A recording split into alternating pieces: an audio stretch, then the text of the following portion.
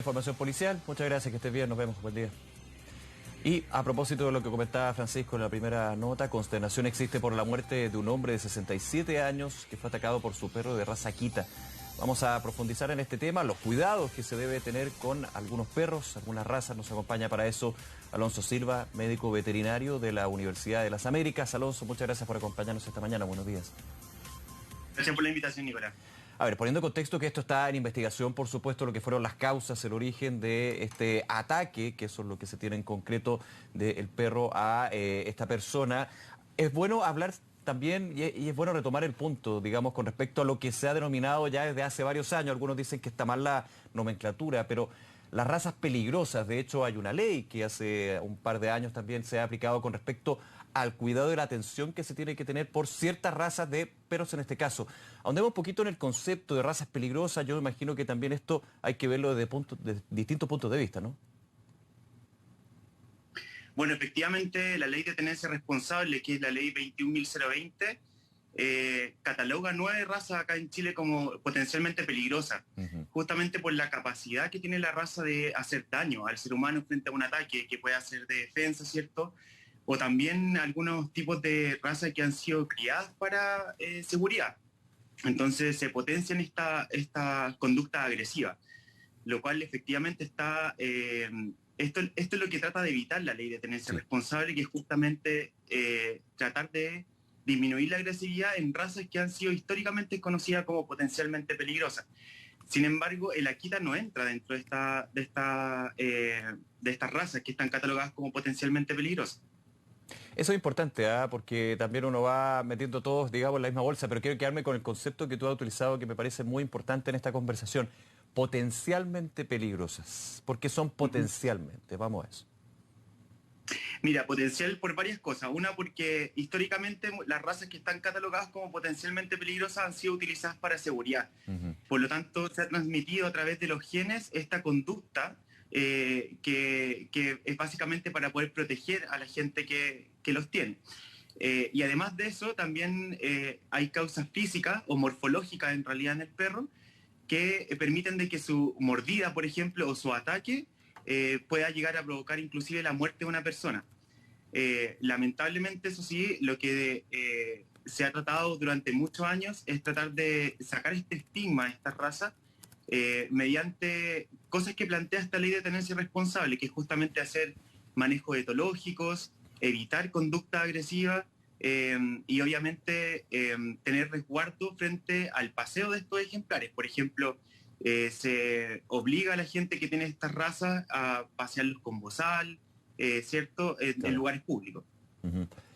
Sí, esa es una de las medidas, ¿no? Y es muy relevante también tenerla en cuenta. Y quienes tienen un perro dentro de estas razas. Ahora, ampliemos también, porque finalmente hay que considerar que muchas veces el no cuidado o el abuso de este tipo de mascotas puede terminar siendo catalogado de raza peligrosa o no en un problema. Lo hemos visto también en hechos bien lamentables, donde la mala tenencia, la no tenencia responsable de un perro, por ejemplo, que está suelto en la calle, termina con problemas con niños, con adultos, etcétera. ¿Cuáles son los cuidados ya básicos para ir a lo más específico, digamos, dependiendo también y entendiendo que los animales per se no son malos, digamos, se podría decir desde ese punto de vista, sino quienes los cuidan o no los cuidan son los que finalmente terminan con este tipo de actitudes? Mira, lo bueno de esta ley es que en realidad al individualizar los ejemplares con esta implantación de microchip o algún tipo de identificación externa, los dueños responden civilmente por todos los daños que provoquen. Claro. Entonces, además, ¿cierto?, de generar algún tipo de daño en la vida de alguna persona, la gente tiene que entender que frente a cualquier daño que haga su mascota, va a tener que responder ellos civilmente, con multa e inclusive también con pena de cárcel. Lo que hay que tratar tratar de instaurar un poco en la población es que en realidad hoy en día la medicina veterinaria en sí tiene muchas aristas y entre ellas también existe la etología. Y la etología, para poder hacer como un símil un poquito parecido, habla sobre el comportamiento y la psicología del animal. Y hoy en día está comprobado que efectivamente haciendo un manejo etológico en un ejemplar que sea agresivo, se pueden disminuir estas actividades o esta conducta, ¿cierto?, de agresividad. Y finalmente, a lo mejor, normalizar algún tipo de conducta agresiva que tenga un perro. ¿Qué tipo de medidas ecológicas se tienen que aplicar ahí, Alonso, para entender y aterrizar ese concepto? Mira, hay que determinarlo en realidad bajo una consulta etológica. Ujú. Eso es lo que yo siempre recomiendo que la gente pueda llevar a sus mascotas si es que tienen dudas sobre la agresividad que pueda tener con respecto a su hijo o cualquier otra persona. Eh, pero hay varios tipos de medidas, entre ellos existen hoy en día trabajos como de playgroup, muy parecidos, donde trabajan varios perros en conjunto para poder disminuir la agresividad entre, entre ejemplares. Y también existen algunas medidas quirúrgicas, como por ejemplo la castración, ¿cierto? Ujú. A una edad temprana, ¿cierto? Desde los 6 meses en adelante en perros machos está comprobado que disminuye la actividad de territorialismo, de agresividad, ¿cierto? Entonces se pueden eliminar estas conductas. Lamentablemente en perros que son más viejos, a lo mejor superado el año, 2 años de edad, hacer una castración no tiene mucho fundamento en disminuir estas conductas agresivas porque la conducta ya es una conducta aprendida. Claro. Entonces no tiene que ver algo con algo hormonal, pero sí cuando tenemos razas que son potencialmente peligrosas, lo recomendable es siempre realizar una castración, una esterilización a temprana edad para poder disminuir estas conductas agresivas que están guiadas básicamente por hormonas. Ahora, Alonso, muchos también se preguntan en términos de cómo funciona o cómo debe convivir, digamos, la mascota, en este caso el perro, con la familia, con el resto de la familia, con los niños, por ejemplo. Ahí cuáles son las, más que recomendaciones, los puntos a seguir, digamos, dependiendo obviamente de si son razas potencialmente peligrosas o no, concentrándonos en el primer grupo, digamos. Bueno, en realidad yo creo que siempre hay que tener los resguardos correspondientes al momento de tener un niño. Sí. Y también algún tipo de ataque de perro lamentablemente puede estar guiado por algo que desconocemos. Entonces, eh, cuando a lo mejor existan embarazos, ¿cierto? Cuando ya existe algún tipo de persa, lo ideal es también hacer algún tipo de manejo conductual con ese perro para que se adapte a la persona nueva que se va a integrar a la familia. Ujú. Y por otra parte, lo ideal siempre sería lo mejor que existiera una crianza desde pequeño entre niños, ¿cierto? Y perro para que a lo mejor se genere un fiato más importante, ¿cierto? Pero en realidad aquí todas las conductas agresivas van eh, aprendidas en realidad por lo que uno potencia cuando uno tiene un perro. Lamentablemente la gente tiene perros justamente para poder defender sus casas, entonces uno de manera innata potencia el tema de que a lo mejor sean agresivos con personas desconocidas y eso lamentablemente puede ocurrir algún tipo de desconocimiento en el perro y puede morder a Claro. una persona conocida. Por lo tanto, las conductas agresivas siempre no hay que potenciarlas. Porque ahí te quiero hacer una pregunta, ¿se puede compatibilizar la función, digamos, o el rol de protector de seguridad que puede tener un perro con el de estar dentro de un entorno familiar o convivencia con otros seres humanos, digamos? ¿Eso se pueden conversar las dos? Sí, Sí, totalmente. Totalmente, porque la protección generalmente de los perros va guiada hacia un núcleo familiar. claro. El problema es que, claro, hay muchos perros que generan una conducta agresiva mayor y eso puede provocar de que frente a cualquier persona desconocida haga una conducta agresiva. Pero sí se pueden potenciar. De hecho, también una de las medidas, obviamente, que hay que tener con razas que son potencialmente peligrosas son tener caniles, cercos perimetrales que sean adecuados para poder contener este tipo de especie o de raza, perdón. Y por otra parte también a lo mejor contar con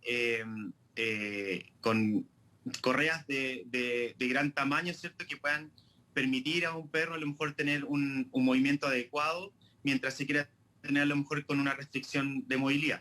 Ujú. Ahora, me quedo un segundo en este caso, que es una tragedia, es terrible y por eso estamos conversando contigo, Alonso Silva, sin entrar en los detalles, porque obviamente que hay una investigación y hay que ser muy criterioso en eso. ¿Qué se puede hacer con ese perro? Entiendo que la primera información es que se estaría por sacrificar al animal debido a que causa la muerte de este hombre de 67 años. Me imagino que las opciones dentro de eso son bien complejas, ya lo hemos visto lamentablemente en hechos similares que han sucedido en los últimos años. No a nivel general, digamos, no una cosa reiterativa, pero sí han habido casos donde se ha dado esto. Mira, va a ser complicado que en realidad este paciente, o sea, este perro a lo mejor se someta a una eutanasia, porque en realidad la ley de tenencia responsable prohíbe el control de población mediante la eutanasia. Entonces habría una contradicción en realidad aquí por una conducta agresiva, resolverlo con una eutanasia. Eh, lo que se debería hacer en realidad es someter a este perro a un un entrenamiento, ¿cierto? Etológico para poder disminuir las conductas agresivas, pero no se podría eutanasiar. Además que me imagino que para efectos de peritaje no tiene mucho sentido tampoco el sacrificar el animal. Claro.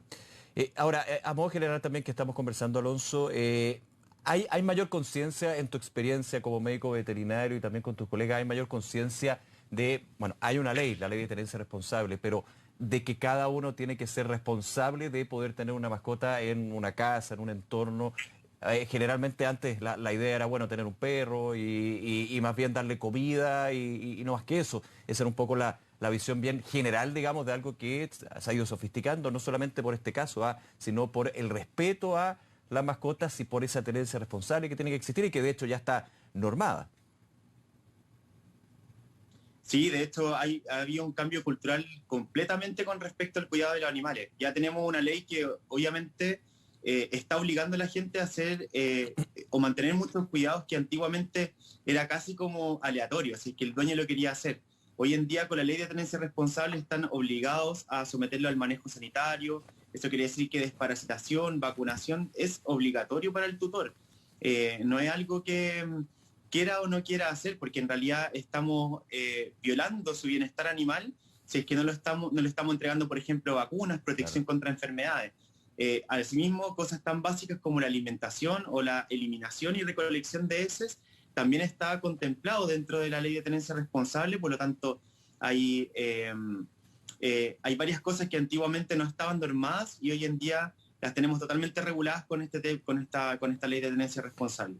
Y además de ello, es súper importante mencionar que normativas con respecto a bienestar animal o en realidad el conocimiento que estamos teniendo cada vez los médicos veterinarios con respecto a medidas de bienestar animal está creciendo y eso también está potenciando la educación desde nosotros de médicos veterinarios hacia los tutores para que mejoren considerablemente las condiciones de los animales. Alonso Silva, médico veterinario, muchísimas gracias por acompañarnos, por entrar en profundidad en este tema y por supuesto que tengas un buen domingo. Hasta luego, gracias. Muchas gracias, que estén muy bien. Un abrazo, chao. Chao, chao. Vamos a otros temas. 3 personas murieron en un accidente.